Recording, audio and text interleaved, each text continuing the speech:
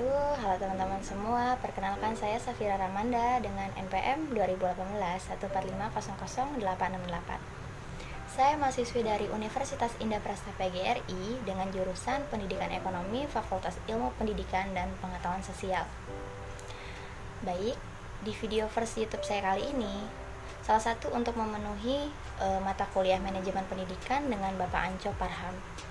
Baik, teman-teman, saya akan menjelaskan perbedaan pendidikan Indonesia dengan Singapura. Lantas, hal apa saja yang penting untuk dibandingkan dari dua negara tersebut? Kita simak videonya sama-sama ya. Kali ini, Essay Edukasi akan mengajak teman-teman sekalian untuk membandingkan pendidikan di Indonesia dengan Singapura. Dua negara ASEAN ini memiliki persamaan dan perbedaan loh yang cukup banyak. Tentunya, namun nampaknya yang paling menarik untuk dibahas adalah perihal edukasi. Ya, yang pertama, kita akan membandingkan jenjang pendidikan mulai dari yang paling rendah hingga tingkat perguruan tinggi. Dan yang kedua, kita akan melihat perbedaan antara ujian yang dilangsungkan di Indonesia maupun di Singapura. Dan yang ketiga, kita akan membahas beberapa JSU terkait dunia pendidikan yang ada di Indonesia maupun yang ada di Singapura. Jenjang pendidikan antara Indonesia dengan Singapura memang cukup jauh berbeda ya teman-teman. Perbedaan ini tidak hanya mengenai lama jenjang, namun juga fokus terhadap pembelajaran dan standar kelulusan. Di Indonesia tersendiri, jenjang pendidikan dibagi menjadi 6. Yang pertama, kelompok bermain 2 tahun. Yang kedua, taman kanak-kanak 2 tahun. Yang ketiga, sekolah dasar 6 tahun. Yang keempat, sekolah menengah pertama 3 tahun. Dan yang kelima, sekolah menengah atas atau menengah kejuruan 3 tahun. Dan yang terakhir, kuliah 4 tahun. Selanjutnya, di Singapura itu tersendiri jenjang pendidikannya terbagi menjadi 5 ya teman-teman. Yang pertama prasekolah atau preschool, itu 3 tahun. Yang kedua sekolah dasar atau primary, itu 6 tahun ya. Tapi 4 tahunnya pendidikan dasar dan 2 tahunnya itu masa orientasi.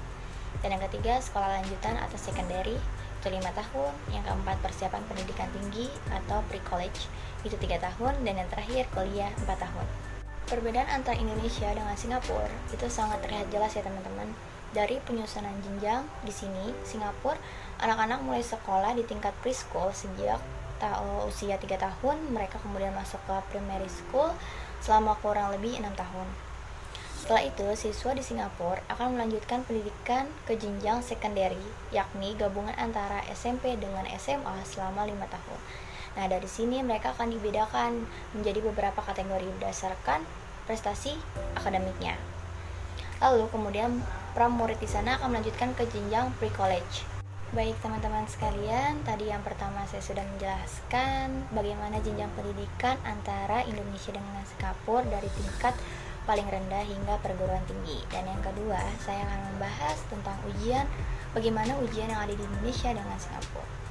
Mari kita mulai dengan membahas berbagai tes dan ujian di Singapura. Negeri bekas jajahan Inggris ini terkenal dengan serangkaian tes dengan ujiannya. Uniknya, tidak seperti di Indonesia yang bergonta-ganti sistem penilaian. Kalau Singapura itu memang cenderung stabil.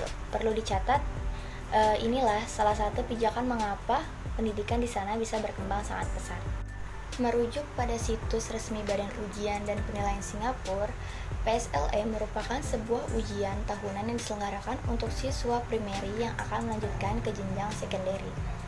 Tidak ada batasan kelulusan dalam arti semua siswa pasti lulus. Hanya saja, PSLE juga merupakan tes penempatan di mana siswa akan dibedakan menjadi 3 golongan berdasarkan nilai tes mereka.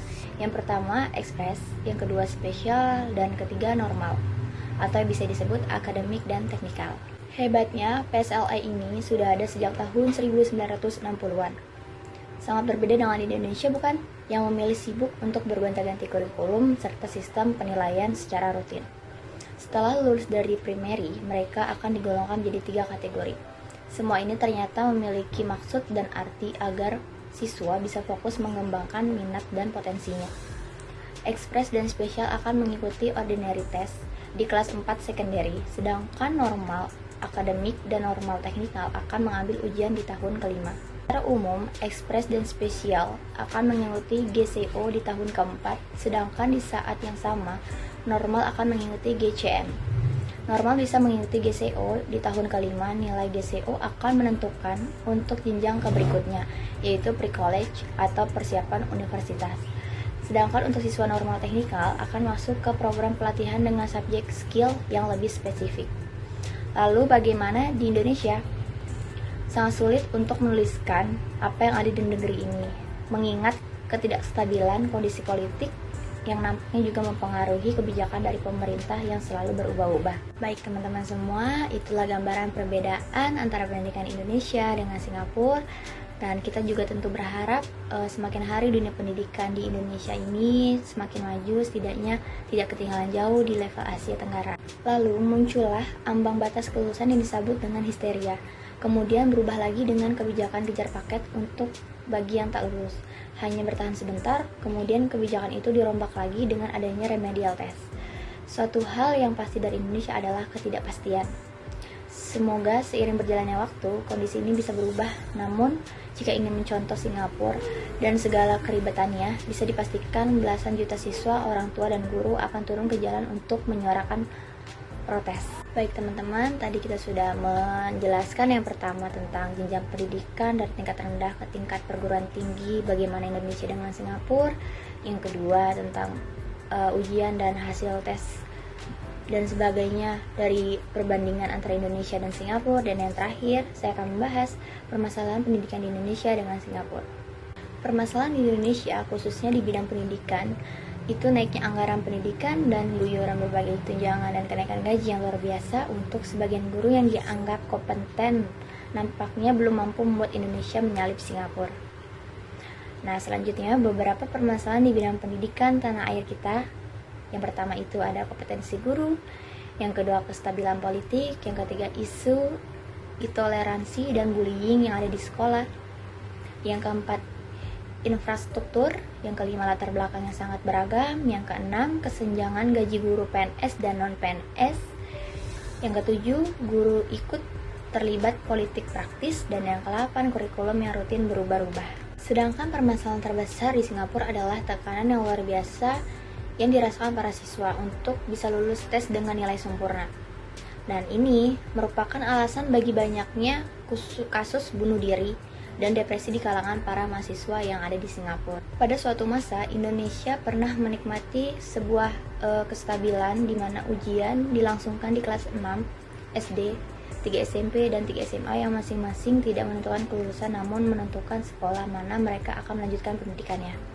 Saya berharap di video saya kali ini dapat menginspirasi dan juga menjadi bahan refleksi untuk kita semua yang menonton dalam rangka meningkatkan mutu pendidikan di Indonesia dan menyiapkan generasi muda dalam menyongsong masa depan yang lebih cerah. Semangat untuk para pelajar Indonesia, tanah air. Kurang lebihnya mohon maaf. Wassalamualaikum warahmatullahi wabarakatuh.